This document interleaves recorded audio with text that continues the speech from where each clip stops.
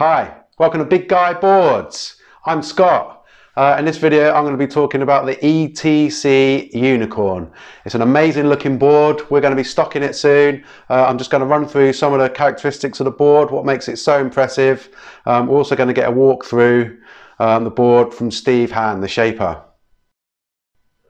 So I first saw the board a few years ago, the Unicorn, on social media. I think Steve is a member of Bigguyboards forum. It just blew me away. It looked amazing. I'll talk through some of the features as we go through the video, but yeah, it just looks such a good board.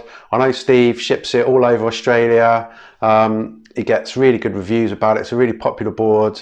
I really wanted to get one in the UK to try out. It looks like a really good option for someone of my sort of size. But to ship it over here, once I'd done shipping and everything else, import tax, it was going to be over £1,000. So I haven't been able to get hold of one so far. But obviously now we're going to start stocking them, so there'll be a review coming soon. So I'll just start talking about some of the features now.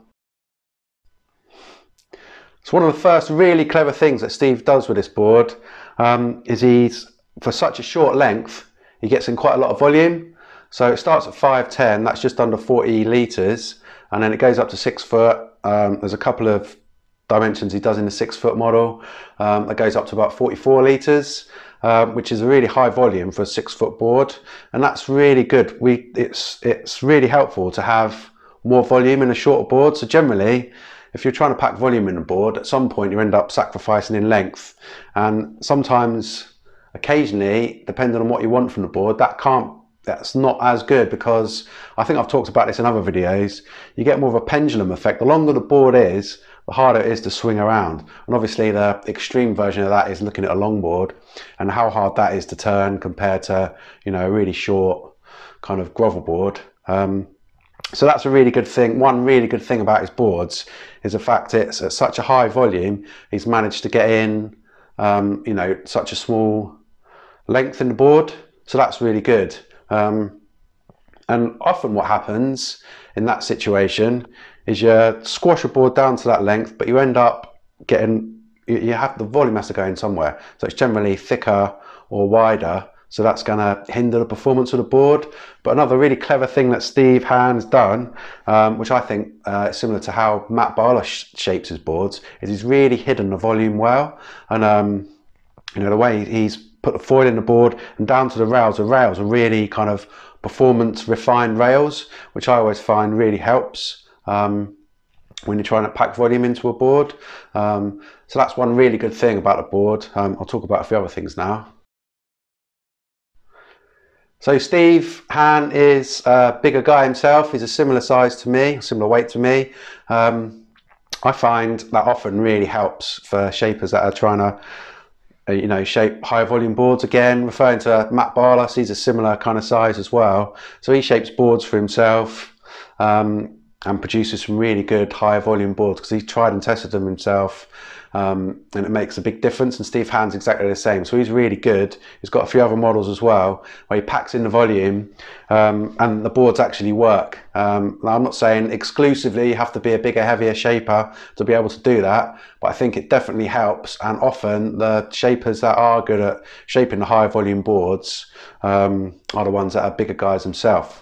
Another really good, interesting feature about the Unicorn is the side cuts.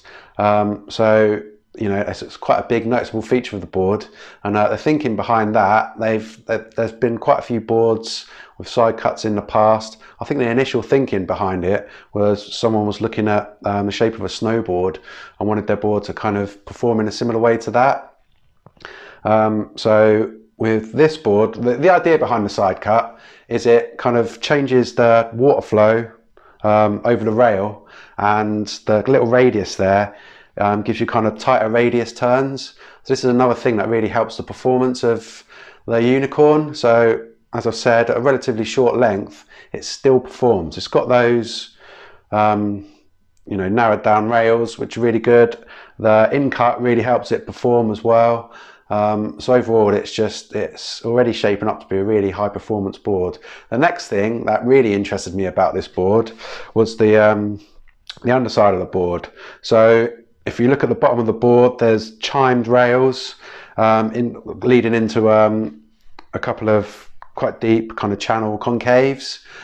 So similar boards to that, if you look at the El Tomo, or a board that I've ridden, which I really liked, was the Lost Hydra, and that has a similar bottom shape. I think the Hydra, I can't remember if it's a single into double or just a single running right. I think it might have been a single running most of the body of the Hydra. But anyway, it's a similar kind of, process, similar design idea, and it just kind of bottom almost acts like a jet and just pushes the water out through the fins at the back, which makes the board really fast. So the Hydra was one of the, I remember one wave on that, I couldn't believe the speed. I think this board's from what I can gather is exactly the same. It's just really racy down the line. So you've got a combination of the kind of the high volume packed into a relatively short shape. You've got the performance characteristics, so it actually performs, you'll actually be able to do some proper turns on it, but you've also got the speed. So overall it just looks like an absolutely awesome package. I think that's why it's been so popular in Australia. Right, the next thing I want to talk about is the construction. So we're really big on sustainability at Bigguyboards. We're trying as much as we can reduce the environmental impact we have. So if you're familiar with the shop, we try and make as much of our packaging as possible. It's almost 100% cardboard, recycled in a lot of cases, always recyclable. And that's another reason why I was so interested in ETC boards. So Steve's is also really environmentally conscious. He's experimented with loads of different techniques. He's looked at using cork.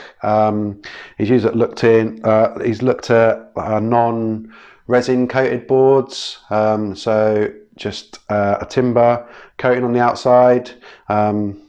He's done lots of experiments, and the boards that we're going to be doing are also really environmentally friendly, so I'll explain why. Right, so the first thing about ETC boards that makes them environmentally friendly is the foam that Steve uses. So he uses a polystyrene foam, which is recyclable. So that's really good. It's a really good alternative to a lot of the foams, foam cores that are used in boards, which can't be recycled. So that's one thing. The resin that he uses an epoxy resin, which has a lot of performance characteristics, which makes it better. It's stronger and lighter, but it also can come from a range of sources. And one of the sources it can come from is plant-based. So instead of oil-based plastics, which you can't recycle, they're really bad for the environment for a number of reasons. Plant-based ones are biodegradable, so they will just naturally break down eventually. So the plastic ones won't. So that's a real big kind of advantage as well.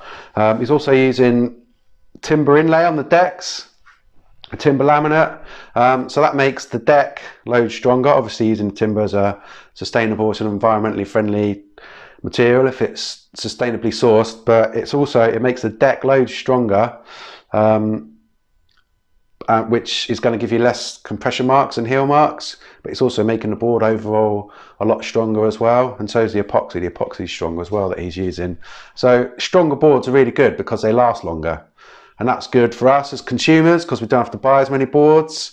It's also good for the environment because there's less boards ended up in the trash and ended up on landfill. So if they're lasting longer, it's just good all round. And Steve in Australia gives a guarantee on his boards. You can send them back to him for free repairs. He's so confident in the strength of his boards. He does a free repair service, and he said he hasn't had any back yet because they're just so strong and durable that no one's had any damage yet. So that's a real massive advantage. And especially for us at Bigguyboards, we really like the fact he's environmentally conscious. Right, I'm going to hand over to Steve in a sec. I just want to summarise what I think about this board and why I think it's so good. So it's the short length, the volume's been snuck in there, but it hasn't lost any performance, even though it's a high volume board. It's got refined rails, it still performs, it will still turn and do what you want, it will still be snappy. It's got loads of speed, and really importantly, it's an eco-friendly board as well. So I can't wait to get my hands on one. We're importing them into the UK. They'll be available at bigguyboards.com. I think they're going to be really popular, so we've got them up for pre-order at the moment. We've only got a limited number coming in as the initial order, so go and check them out at bigguyboards.com. I'll hand over to Steve Hann, who's going to do a walk through the board with you. Hey guys, how you going? Steve here from ETC Surfboards. Just thought I'd come here today and have a quick chat about this unicorn model back here, and we can see what's going on with this crazy looking shape back here. So in the effort to keep it fairly quick, I'll go through quickly about the outline that we have here, and then I'll flip it up. We can talk about some of the things happening underneath. So the first thing you'll notice, I keep these fairly short. I'm a big fella myself, as you can see. I don't like males, I don't like anything over 7 foot. So I keep these pretty short. So currently I'm running with a 5'6", a 5'10", and a 6 foot model. And they all vary in volume. That will cover quite a range of people's abilities and sizes. So the first thing you notice here, this nose is cut off. Okay, I'm a big fan of the shovel noses. If you look at any surfing photo, you could probably lose about the top 6 or 8 inches of nose that never even hits the water. So for quite a while I've been running boards without the shovel. Best part about that is it reduces the swing weight. So even if you're running something a little bit bigger, you've got that less weight in the nose. It makes it easier to turn. The other big thing about the outline of this is the in-cut. In-cut, it's just changed my whole shaping world upside down. Since I started playing with in-cuts, the performance I can get out of these boards is just out of sight. So it's something really, really hard to explain, and there's a hell of a lot of science, and in fact I don't even know if anyone 100% knows what's going on with in-cuts, but once you actually surf one of these things, you can tell for yourself there is something pretty magic about these. So I won't talk too much about it. I'm by no means an inventor of this stuff, but if you want to know a bit more science about it, Trinity Surfboards is a really good one. They do a lot of science involved with their in-cuts, so you can read up a little bit more about that there. So the basic outline, it's getting pretty short, pretty wide, plenty of volume in there, and super fun to surf. So even though this is quite wide, it's got quite a wide tail on it, it is a very, very loose board. Okay, so this it paddles like a mini mal, but this thing will ride and turn like a skateboard. So it's pretty crazy what's going in. So what I'm going to do, I'm going to pull the rack out, I'll hit the lights, and I'll try and show you a little bit of what's going on underneath. Okay guys, so now we've got this flipped up on its belly. You can see there's a bit going on here. So the first most obvious thing is this try-on rail that I have here. Try-on rails, it's one thing I put on these boards that is such a noticeable thing when it comes to speed. So whether you're on this surfing or you're watching someone else surfing from the beach, it really adds a lot of speed to your board. So the try-on rail gives it the speed. Combined with the try-on rail, I actually have a hard edge, and it runs up to about 1 foot from the nose. It actually gives you phenomenal bite when you're on a steep face. So it's a bit of an oxymoron in that it holds really, really well on a steep face, but as soon as you get that on rail and want to do a turn, this in-cut comes into play, and this thing is absolutely loose as. It is so much fun. So you've got the speed, you've got the looseness.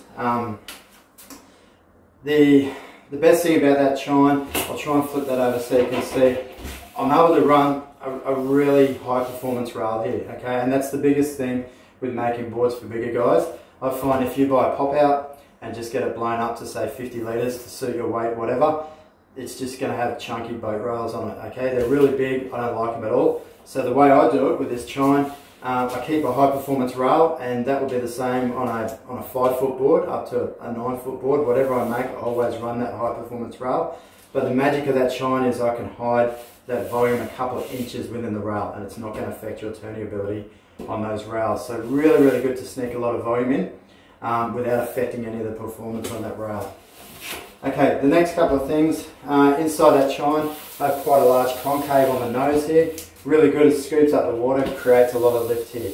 I get people all the time saying, don't you just bury those noses, being a shovel nose? But no, combined with the volume up on the front here under the chest, plus that big concave creates a lot of lift. I've never stuck the nose on one of these, and you'll be surprised at how steep a face that you can actually take off on one of these boards.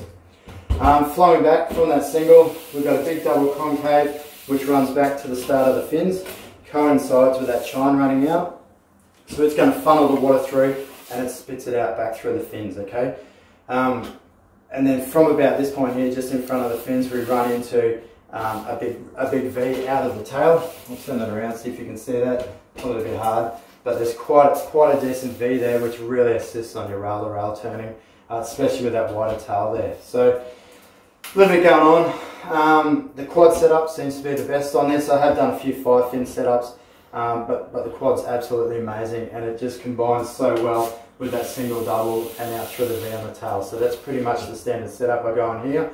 But yeah, it's not the most prettiest board to look at, but to get one of these under your feet is absolutely amazing to surf. Been making these probably a couple of years now, and since I started, this is pretty much my go-to board. I rarely surf anything else. It'll surf anything from about chest high, and the bigger the wave, the actual better that this board performs. It's absolutely amazing. So I've surfed it myself in 2.5 overhead. It's just blown me away how well it performs. I had a guy come see me not long ago, said he's had it out in triple overhead waves, and it just blew him away how well he could surf a 5'10" board being 100 kilos himself, and surf so big. So really good fun board. It's really something you have to experience. It's really hard for me to be able to tell you about how it feels, but if you want to get down and jump on one of these, you'll be really surprised at how these things go. They are super fun. So a little bit about the board. I hope that sort of helps and gets you a little bit keen. And yeah, try and get one of these under your feet. You'll be stoked.